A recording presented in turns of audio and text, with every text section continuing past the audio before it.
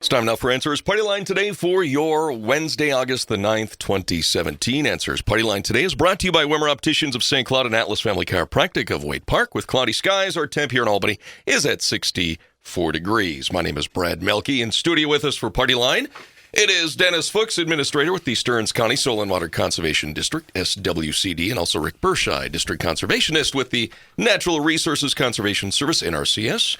Good morning, Dennis. Good morning, Rick. How are you? Great. Morning, Brad.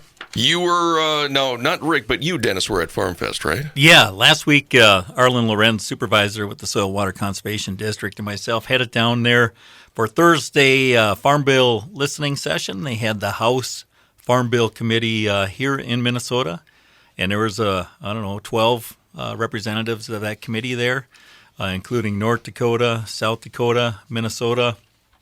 Minnesota had Colin Peterson and Representative Tim Walz from the south part of Minnesota there, and a lot of discussion during the Farm Bill listening session about the safety net and making sure that the new Farm Bill continues to protect our farmers. And there were some folks there that actually talked about some of the hailstorms that went through and devastated their crops. I think that message got sent home pretty good. And then there was some other folks, Ian Cunningham, former president of the Minnesota Association of Soil Water Conservation Districts, and also one of the regional representatives for the National Association of Conservation Districts, got up and talked about conservation and the local delivery system with soil water conservation districts and Natural Resources Conservation Service, and how that partnership needs to be continued to be supported so that we can assist our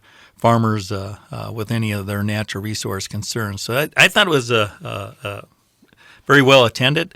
It was moderated by Ken Tesey. He was formerly with the Extension Service, and now he's with a bank down in southern Minnesota. And he does a great job of moderating. And when it was approaching the noon hour, he held up a handful of people that were on the list to talk that we did not get to. And there was a lot of people that wanted to visit with these folks down there. So it was good. Even though the weather that day, that was the day it cooled off. We had the rain early in the morning, but it blew out and stayed dry at least until we started heading home. And then we had a few showers. But it was good, well attended. Now, Dennis, when you attend something like Farm Fest, and is it more of a pep rally for you, or are you really like, yeah, we support everything that's being said, yeah, or is there something that you had disagreement on in anything? Well, for the most part, I golf clap everything they say, and we're supportive. Part of the reason we were there is we wanted to make sure that conservation was and is going to be in the next Farm Bill, and but we also understand the value of trade. If we are producing products here locally, we need to move it out. So that was one thing that was also discussed, was transportation and trade.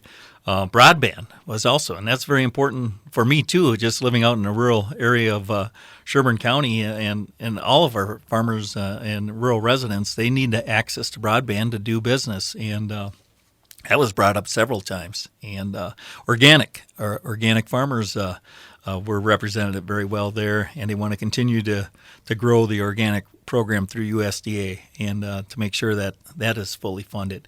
So, there's a lot of different interests, but, it all boils down to supporting the rural economy and making sure that we can protect our resources as we support the rural folks. Is there anything that wasn't covered that you had thought you would get more coverage on?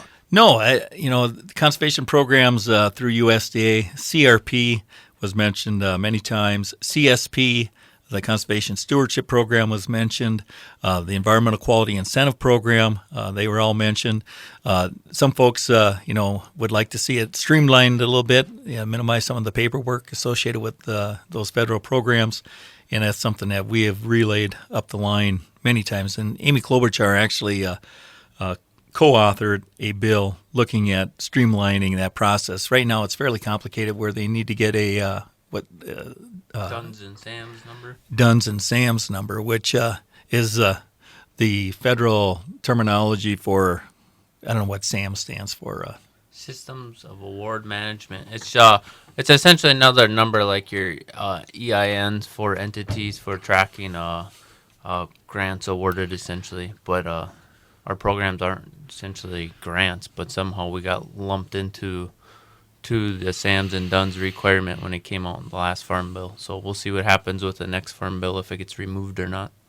And I know this administration is trying to streamline some of those processes, so now is probably a good time to discuss how we can do that.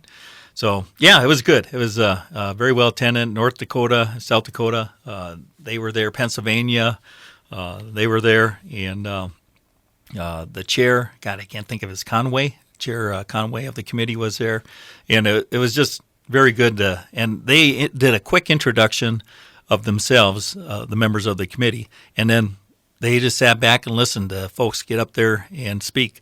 Locally, Steve Schlungen, representing the dairy industry, was there, and he had a chance to talk about what's working and what's not working with the dairy and how they support the dairy industry. So that was good to see, and it's a lot of good people there. Speaking of legislation, Yes. The governor's got his 25 by 25. He's looking at what do we need to do to improve water quality by 25% by the year 2025. Looking at some of the things we're doing right now, we're looking at less than 10% improvement in our resources. Water quality, if we move at the same path, on the same path that we are. And he's trying to get more input from locals on what can be done. And he says that he recently announced a new 25 by 25, which would spur collaboration and action to improve Minnesota's water quality 25% by 2025. Without additional action, the quality of waters is expected to improve only 6 to 8% by 2034. Governor Dayton wants to hear from Minnesotans and will host a series of town halls over the summer and fall. In addition, he is calling on Minnesotans and civic organizations to organize their own community water meetings this summer to provide further feedback and ideas. So we actually got one here in St. Cloud, and that'll be at the St. Cloud Technical College, and that'll be Wednesday, September 6th, and that's from 6:30 p.m. until 8:30 p.m. And we've been very trying to help the governor pull this off as an SWCD. And we do have some local folks that are going to be talking at this meeting, but they're only going to be up there for a very short period of time, and then they want to hear from the locals on how to solve our problems. And some of those folks that we got lined up to do a brief summaries include Charlene Brooks. She's going to talk about the West Central Minnesota water quality status and summarize that in a short period of time.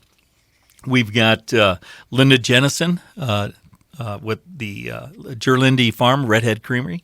She's going to talk about some of the ag conservation practices out there that folks can install. And then, so that kind of covers the ag component. And we wanted somebody from the cities to come in. And we've got Patrick Shea. He's the St. Cloud Public Works Director. And he's going to talk about some of the things that the city is doing to help protect our resources. And I know they got some interesting technology they're implementing with the city of St. Cloud. So then we got the city and farm. And then we also are going to bring in Richard Galea, who worked with our office to do some shoreline naturalization stabilization projects, and he lives on the Sauk River chain of lakes, or has a cabin on the Sauk River chain of lakes, and he's going to talk about lakeshed conservation practices.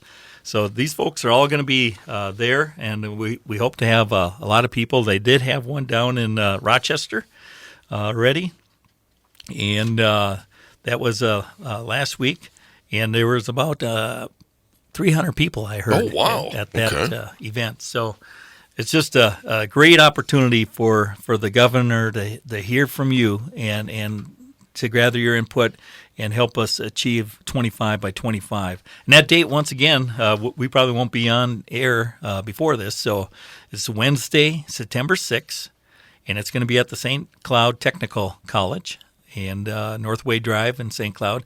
Check that out. 6:30 to 8:30, so they pushed it back a little bit to help farmers get there.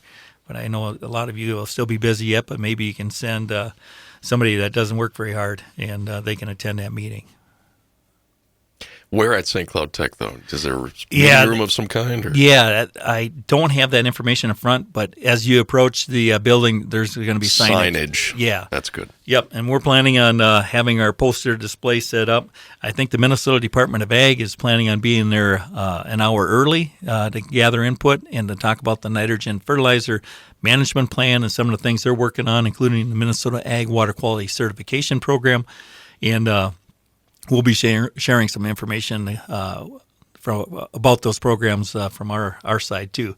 So good opportunity for folks to come out there and learn a little bit more about what's happening and also share ideas that you have in order to get us to this 25 by 25. How can there be more ideas than you already maybe have? Didn't you all come up with them all already, doing what you do? I do come up with a few ideas, and then when I go to the local watering holes, I gather more ideas. Okay. But some of those I forget. So it'd be better if they heard it from the horse's mouth. Sure. All right. With that, let's take a break. All right. We'll take a break and do some news information coming up in about 40 seconds. We'll visit more with Rick Berscheid and Dennis Fuchs as we continue, and we'll talk when we get back a little soil health and buffer stuff and whatever else comes up. That'll be all up next on Chasm Radio, your dependable neighbor. Answers Party Line continues on Chasm Radio. Cloudy skies, 65 degrees in Albany. In studio once again with us from SWCD, it's Dennis Fuchs. From NRCS, it's Mr. Rick Berscheid. Now, Rick, your highlighter there, your yellow highlighter has just been smoking in your hand because you've been using it so much here this morning. What would you like to talk about right now? Oh, we have all sorts of things to talk about, Brad. First off, I want to start out by just letting our listeners know that the EQIP, the Environmental Quality Incentives Program application deadline's fast approaching here. It is August 18th. So we have about less than 10 days before the application deadline for 2018 is here and gone. So if you're thinking about doing something here next year, we got to get you in here yet in the next 10 days or so and fill out that application, and then we can work through the planning process with you here yet this fall. Rick, have we had quite a few farmers show up interested in signing up for the 2018 EQIP? Yeah, we're at about 25 new applications for this year and about 5 or 6 deferrals that weren't funded last year that were eligible and ranked that will be considered in our next round. So we'll end up probably around that 50 applications, my bet, by the end of the sign-up period. In the Conservation Stewardship Program, that sign-up is done, or that one has not been announced. We're still working through the 2017 sign-up, which we're just obligating the contracts that were selected here for this year. My guess we'll probably hear something late January to March as far as a sign-up deadline for the 2018 round for the Conservation Stewardship Program. So we'll get through our 2017 ones here. And then we'll jump over to the EQIP program, and then this winter we'll be back to the new general CSP signups for next year. All right. Now, the main topic of the show we're going to get to right now is soil health. We're coming into that time of the year where we're starting to harvest some of the small grain and getting ready to take off some corn silage, and it's a great time to add some cover crops to your rotation. And so we thought today we'd spend quite a bit of time focusing on soil health, the principles behind it, and how you can incorporate some of these principles into your rotation. To start with, we'll just kind of hit on the 4 primary principles of soil health. The first one is to minimize disturbance, meaning let's reduce our tillage down to as much as we need.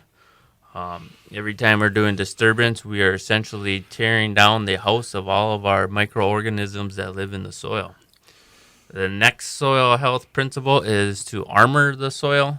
By leaving crop residue on the surface, we are essentially protecting the soil from soil erosion. That raindrop, when it's falling out of the sky, it's kind of like a mini bomb. And if you have some type of residue out there, that's essentially going to act as a shield and take all that energy away from that rain droplet and protect the soil, and can help reduce soil erosion.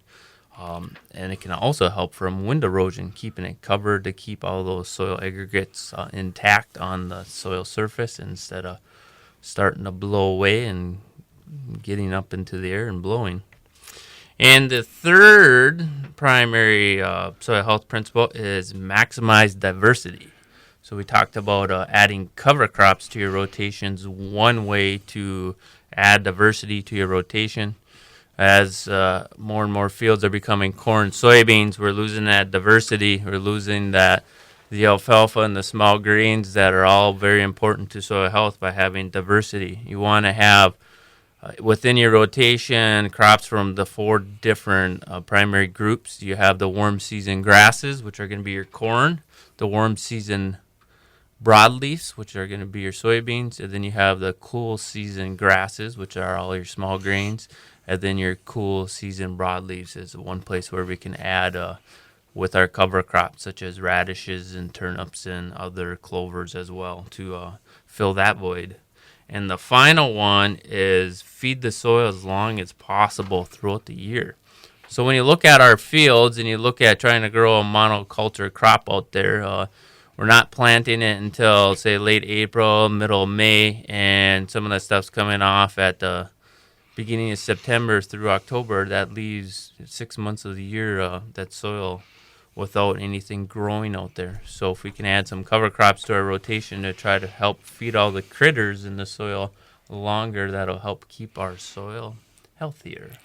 One example of where a farmer could do maybe all these principles, but could definitely follow some of them is the folks that have small grains that is getting harvested right now, and a lot of folks will work that up fairly closely after they get that harvested and the straw removed, and it'd be nice and a soil health benefit if you left that regrow, because there's a lot of escaped seed that lands out in these fields, especially if you got a green combine.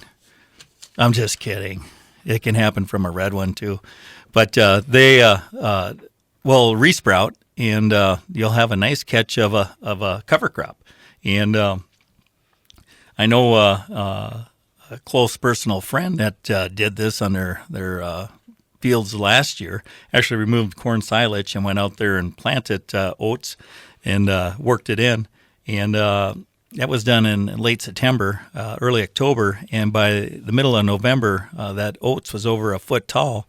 And by spring, it basically just dissolved back into the field. You couldn't really see a lot of cover out there, so it was no impact on the spring planting. So the other thing is, if you're going to put manure out on these small grain fields and incorporate it, if you could delay that as long as possible so that it doesn't interfere with the other farming operations, but if you could delay that until the middle of September or the latter part of September, that again would help allow those nutrients to be available next year for your growing season. A lot of that manure, if it's warm soil temps, it'll get converted to nitrates, and those nitrates will have an opportunity to leach through your soil profile, and they will not be available next year for your crop, and you lose that.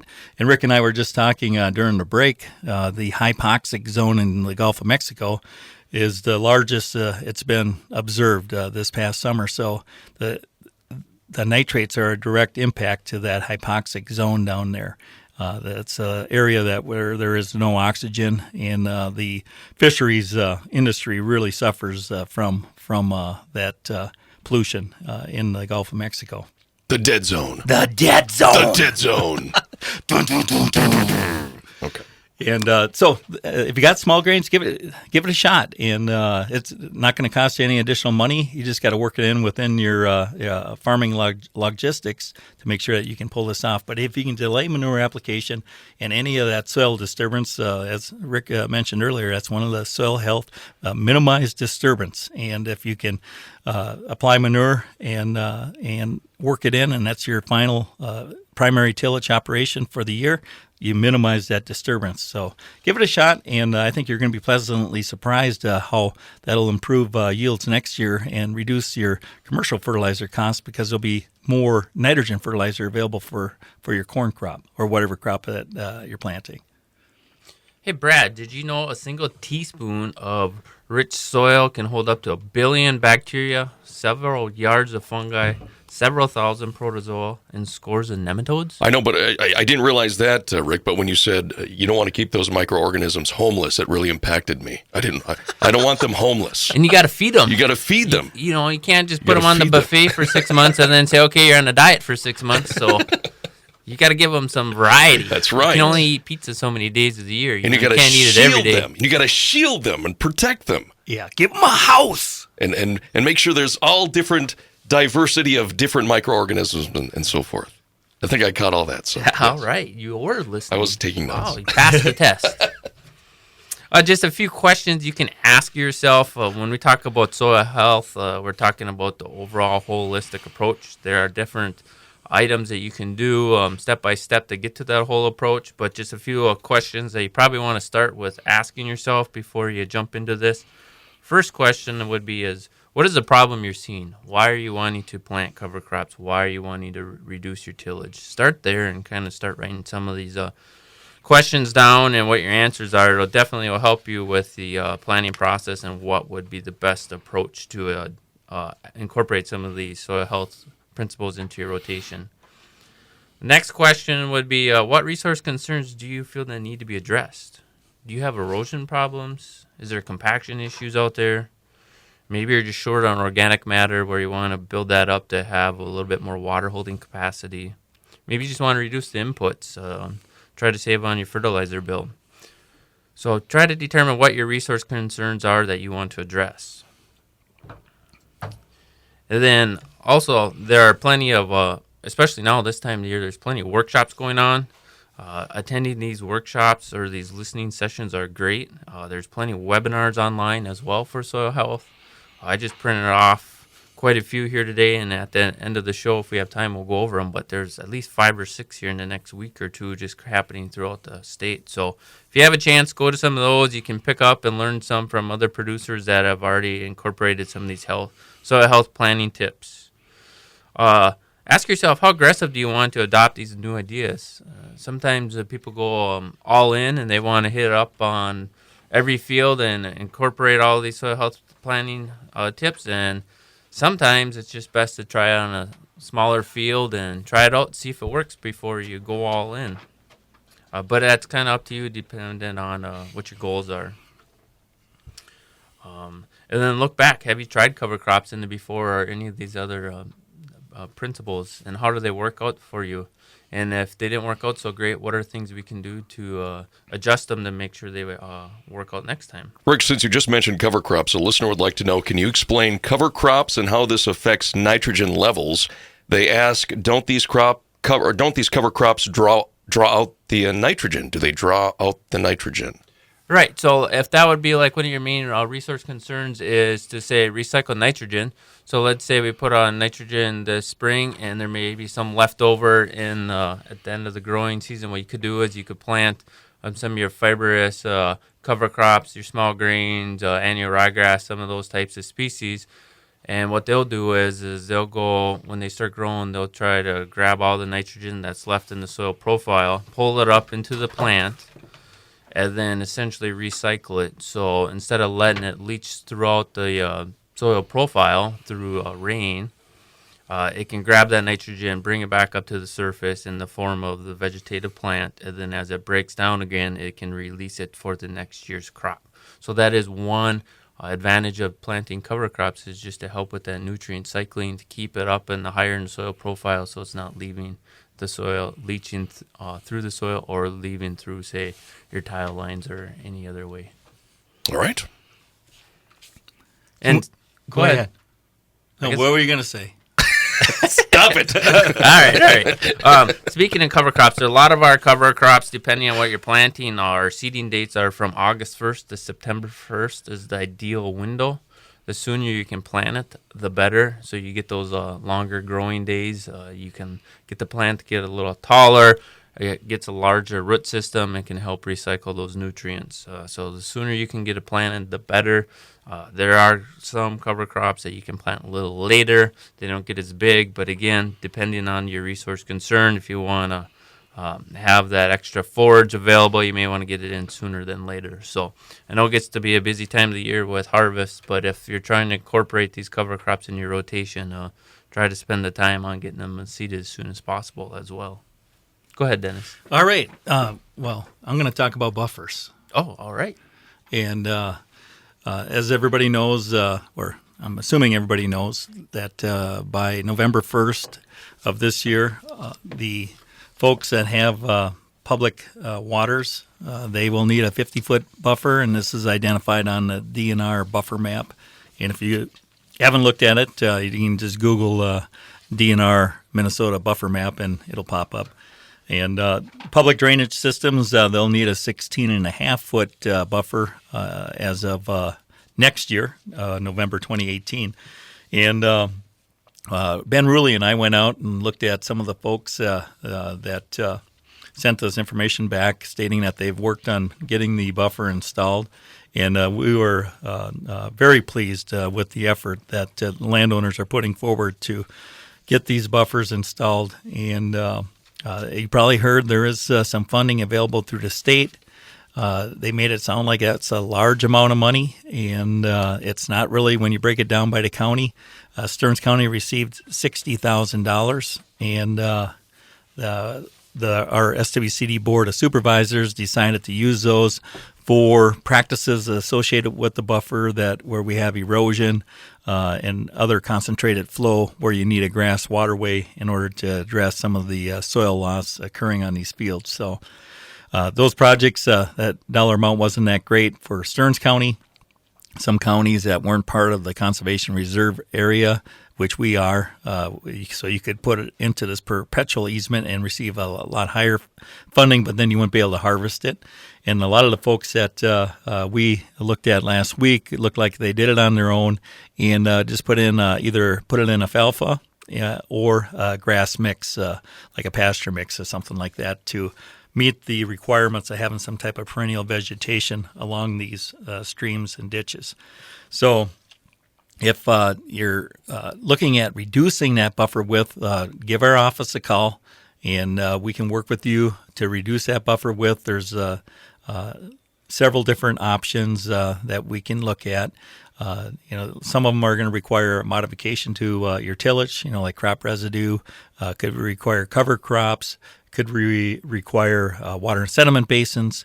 And one of the tools out there is the Minnesota Ag Water Quality Certification Program. That program follows the USDA Field Office Tech Guide standards, and we can get you down to a 30-foot buffer using that program because they also look at the upland treatment associated with the fields adjacent to the public waters, and we need a certain level of treatment before we can reduce that buffer width. So there's certain things that we can do. And also, if there's a berm beside the public waters, so it's a public waters that has been straightened out that also acts as a ditch, those areas can also have the buffer width reduced. But work with us on doing that so we can document it and capture that and put it in the state database. As I think you probably have heard, the county commissioners have decided not to take on the enforcement. The soil water conservation districts are not part of the enforcement. All we do is provide technical assistance and potentially financial assistance to help you get in compliance. And what that means is the Board of Water and Soil Resources, the state agency, will start looking for compliance issues starting next year after November 1st. If you are not working with us, if you are working with the Soil Water Conservation District to help get this buffer in and you want to look at alternative ag practices, you have a 1-year extension on getting that installed. And that's something that you should keep in mind if you'd like to visit with us on how we can get these buffers installed. And we're being very proactive. We're farmer friendly. We're common sense, and we want to work with you in getting this done. My goal and our board of supervisors at the SWCD goal is to have no enforcement in Stearns County, that this is going to be done, and it's going to be done right in a way that also allows you to make a profit out there. So don't be afraid to give our office a call. We want to work with you, not against you. All right. I'm convinced. All right. You sound friendly to me, Dennis. All right. We got just a couple minutes here. I got the 2012 Census of Agriculture. And looking at farms here in Stearns County, the number of farms from 2007 to 2012. So 2007, we had 3,368 farms. And in 2012, we actually increased to 3,501 farms. That's a 4% increase, which is amazing because, they say the number of farms is decreasing. And land and farms in Stearns County, we got about 750,000, and that's gone up just a little bit, about 7%. The average size of farm in 2007 was 210 acres. In 2012, 216. So there's only a 3% change there. Now, if you look at the market value of all the products sold, this is crop and livestock. In 2007, it was about $500 million at $519 million. In 2012, it jumped up to $808 million, and that's kind of tied to where we're at with the markets and stuff. But that jumped from 2007 to 2012, 56% increase in the value of the products sold. That's not the net; that's the total value. So, and then they also talk about the amount of government payments to producers. In 2007, it was about $12 million. And in 2012, it was about 16. So that's just amazing how things change. And the new census will be coming out here. Is that this year or next year?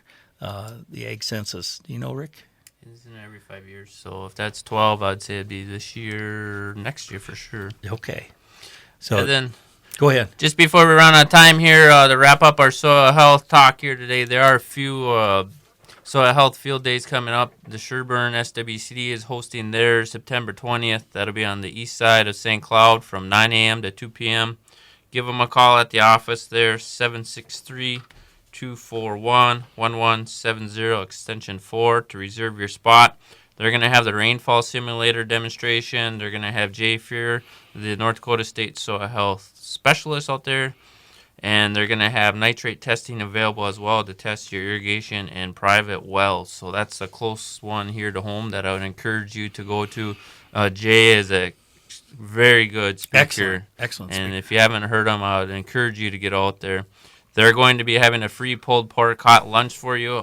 Just please reserve RSVP by September 6th. And another one here coming up. Ag and Energy Research Center Field Day is August 25th from 9 to 2:30. It's going to be all day, and it's being put on by the Central Lakes College. And that one is going to be at Staples, I believe.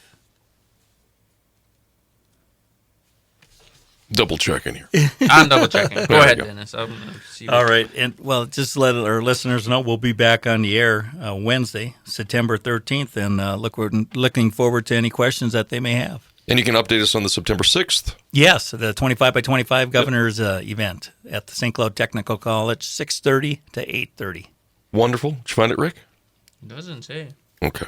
But if you need more information, you can call Melody at 218-894-5123. That was for the Ag and Energy Research Center Field Day, which I believe is going to be at the Central Lakes College in Staples. Great.